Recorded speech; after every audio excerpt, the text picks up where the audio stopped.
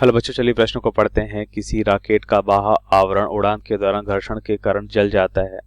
जलने के लिए आवश्यक ऊष्मीय ऊर्जा किसके व्यय पर प्राप्त की गई? रॉकेट या वातावरण हमें बताना है। तो इस प्रश्न को समझने के लिए सबसे पहले हम प्रश्न की मुख्य अवधारणा को समझेंगे। मुख्य अवधारणा, सबसे पहले हम क्या देखते हैं? सबसे पहले हम देखेंगे घर्षण क्या होता है, घर्षण को समझेंगे। तो यहाँ पे हम देखते हैं, सबसे पहले हम समझेंगे घर्षण के बारे में। तो हम देखते हैं कि अगर हम देखें कि एक सतह को जब दूसरी सतह पर खिसकाने के लिए हमें बल लगाना होता है, तो हम यहाँ पे लिखेंगे कि एक सतह को दूसरी सतह में खिसकाने के लिए दूसरी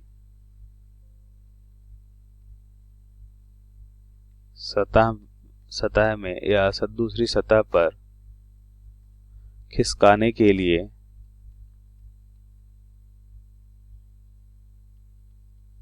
दूसरी सतह पर खिसकाने के लिए बल लगाने पर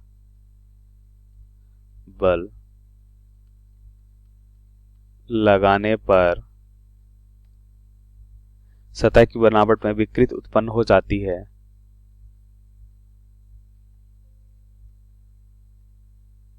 सतह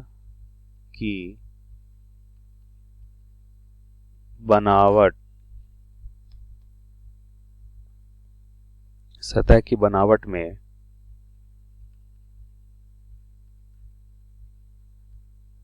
विकृति उत्पन्न हो जाती है। तो पदार्थ के प्रत्यास्था के कारण हम क्या देखते हैं कि जो प्रयुक्त बल है उसके विरुद्ध प्रतिबल कार्य करता है, जिसे ही घर्षण बल कहते हैं।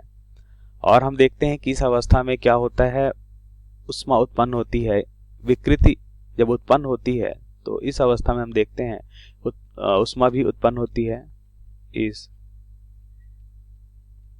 अवस्था में ऊष्मा उत्पन्न होती है। जब पदार्थों में क्या होता है, विकृत होता है, तो हम देखते हैं कि उसमें ऊष्मा भी उत्पन्न होती है। आगे हम लिखते हैं कि अगर हम देखें कि पदार्थ की, हम देखेंगे यहाँ पे कि पदार्थों की प्रत्यास्था के कारण हम देखते हैं जो पदार्थ में प्रत्यास्था का गुण होता है, तो पदार्थों में प्रत्यास्था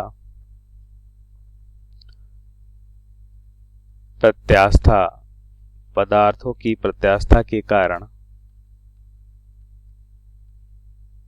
हम क्या देखते हैं, प्रयुक्त बल के विरुद्ध जो बल हम लगा रहे होते हैं उसके विरुद्ध दिशा में प्रतिबल कार्य करता है। पदार्थों की प्रत्यास्था के कारण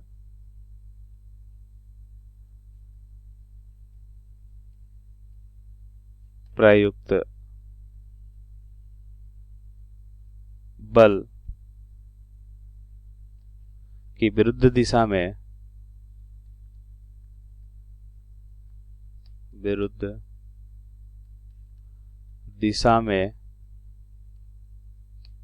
प्रतिबल कार्य करता है।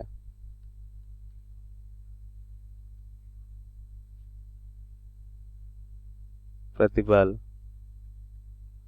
कार्य करता है, जिसे घर्षण बल कहते हैं। जिसे घर्षण बल कहते हैं। तो भी हमने घर्षण बल समझा कि घर्षण बल क्या होता है। अगर कोई भी पदार्थ है, अगर एक दूसरे के ऊपर अगर हम इसे खिसकाना चाहते हैं तो हमें क्या करना होता है, बल लगाना होता है। और इस बल के कारण क्या होता है कि इनमें विकृति उत्पन्न होती है। वह विकृत छोटी हो सकती है लेकिन विकृति उत्पन्न होती है, और इस विकृति के दौरान हम देखते हैं ऊष्मा भी यहाँ पे उत्पन्न होती है। और साथ ही हम देखते हैं कि अगर हम यहाँ पे क्या लगाते हैं, बल लगाते हैं, तो मान लेते हैं दो पदार्थ हैं और एक में हम बल लगा रहे हैं, तो जो विकृति यहाँ पे उत्पन्न होगी, यहाँ पे ये विकृति उत्पन्न होती है, इससे ऊष्मा भी उत्पन्न होती है। और हम देखते हैं किन पदार्थों के प्रत्यास्था के कारण, जो प्रत्यास्था का गुण होता है इन पदार्थों में, उनके कारण हम देखते हैं कि जो हमने बल लगाया है उसके विरुद्ध दिशा में प्रतिबल कार्य करता है, जिसे ही हम क्या कहते हैं, घर्षण बल कहते हैं। तो यह भी हमने देखा। अब प्रश्नानुसार उत्तर को समझते हैं। अब प्रश्नानुसार हम उत्तर को देखेंगे तो हम देखते हैं कि जब रॉकेट क्या करता है, यहाँ पे हमसे बोला गया है कि रॉकेट का बाह्य वातावरण उड़ान के दौरान घर्षण के कारण जल जाता है। तो इसको समझिए। यहाँ पे अगर ये रॉकेट है, उत्तर को हम यहाँ पे लिखें तो हम देखते हैं अगर ये रॉकेट है, अब इसकी गति क्या होती है, बहुत ज्यादा होती है। ये रॉकेट है, इसकी गति बहुत ज्यादा होती है। तो हम देखते हैं कि इसके चारों ओर क्या होता है, वातावरण या वातावरण में उपस्थित गैस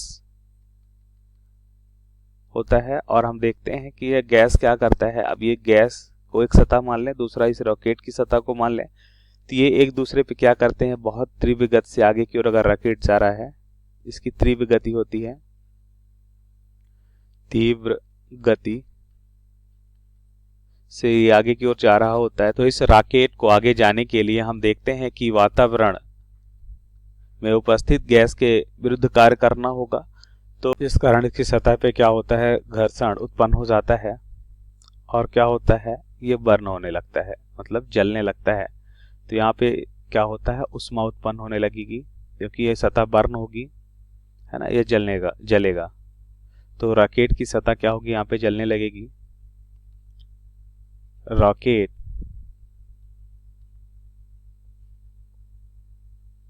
की जो केजिंग होती है या आवरण होता है रॉकेट का, बाह्य आवरण जलने लगता है जिस कारण उष्मा निकलती है,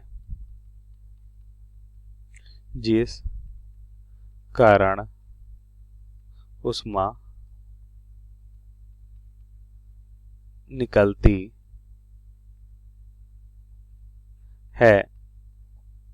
हमारे प्रश्न का यहाँ पे उत्तर क्या होगा कि रॉकेट के जलने से हमें क्या मिल रहा है, आवश्यक ऊष्मीय ऊर्जा मिल रही है। और आवश्यक ऊष्मीय ऊर्जा की जरूरत क्यों पड़ती है, हमें इसको भी समझ लेते हैं। क्योंकि हमें पता है कि रॉकेट की जो ऊर्जा है, कुल ऊर्जा की अगर हम बात करते हैं, जिसे ई से लिखें, तो यह होता है स्थितीय ऊर्जा, मतलब इसकी ऊंचाई के कारण mgi, और प्लस इसके गति के कारण 1/2 mv² होता है। तो यहाँ पे ये स्थितीय ऊर्जा हो गई और ये हो गया गतिज ऊर्जा। तो यहाँ पे देखिए जब क्या होता है रॉकेट, यहाँ पे अगर हम इसका अगर फ्यूल देखें, फ्यूल क्या होता है, जल रहा होता है, तो इसका द्रव्यमान कम होता है, तो रॉकेट का भी द्रव्यमान कम हो जाता है। m यहाँ पे रॉकेट का द्रव्यमान है। तो हमने देखा कुल ऊर्जा किस पे निर्भर कर रही है, द्रव्यमान पे निर्भर कर रही है। और फ्यूल का कम होने के कारण क्या होता है, द्रव्यमान कम होगा तो ऊर्जा भी क्या हो जाती है, कम हो जाती है। हम देखते हैं कि ऊर्जा कम होगी तो हमें जो आवश्यक ऊर्जा की जरूरत है, आवश्यक ऊर्जा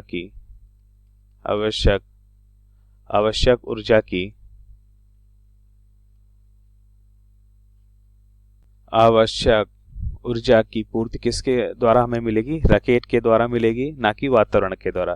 तो आवश्यक ऊर्जा की पूर्ति रॉकेट द्वारा होगी। तो ये हमारे प्रश्न का सही उत्तर है। आशा करते हैं आपको समझ आया होगा। धन्यवाद।